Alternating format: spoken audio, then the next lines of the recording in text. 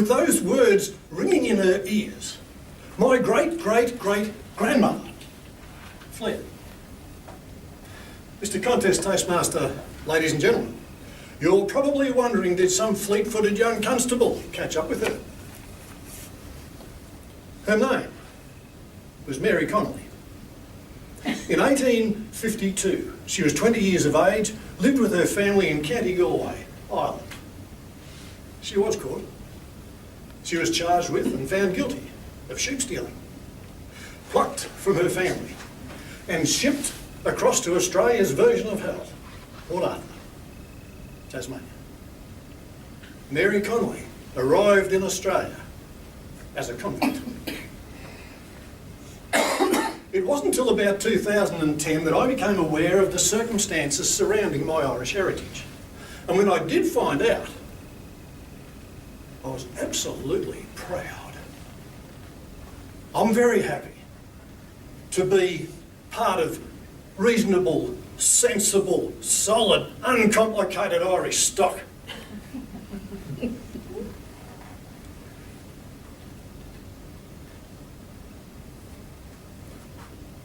In July 2011, my son and daughter-in-law were on their way through to Mount Isa from Melbourne with their 3-week-old baby daughter.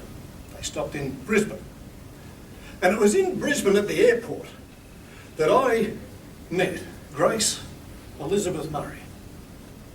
And as I gazed at this beautiful little girl who was sleeping soundly with her fist wrapped around my finger, I had all sorts of emotions and thoughts. But my main thought was this: Grace, this is your beginning. Where will your life take you? Mary Connolly in 1832 was a baby.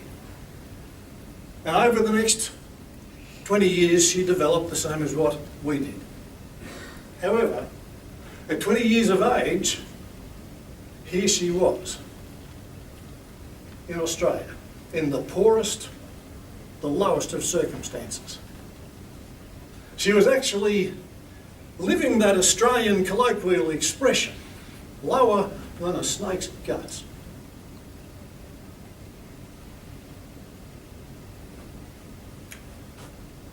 But life coach and motivational speaker Tony Robbins had this to say about Mary's situation: your past does not have to equal your future.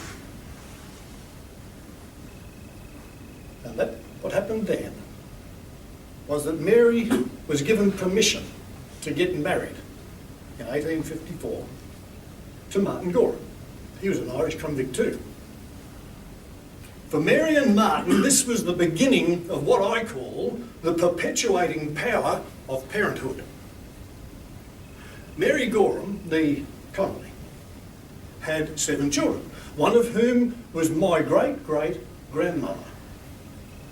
The very fact that I exist is because Mary Connolly took a bad start and became a mother to a line of mothers who, together with their husbands, created new life.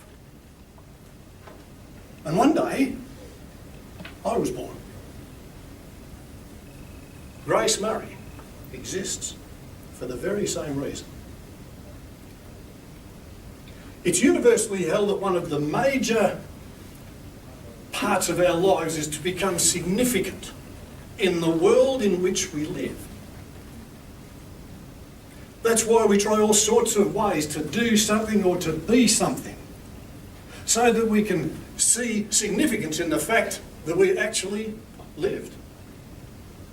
It's why so many people try so hard to be successful at sport, business, professions, theatre.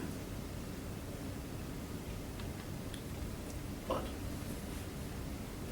is there a difference between success and significance? John C. Maxwell, who is a respected American writer and speaker, has this idea. Success is when I add value to myself. Significance is when I add value to someone else, to others. So how does that affect us here today? Well, I believe that success is a lot closer. Significance is a lot closer than what a lot of us would believe. You see, some of you already are, and some will become, significant beyond your wildest dreams, because you've started something that you cannot stop.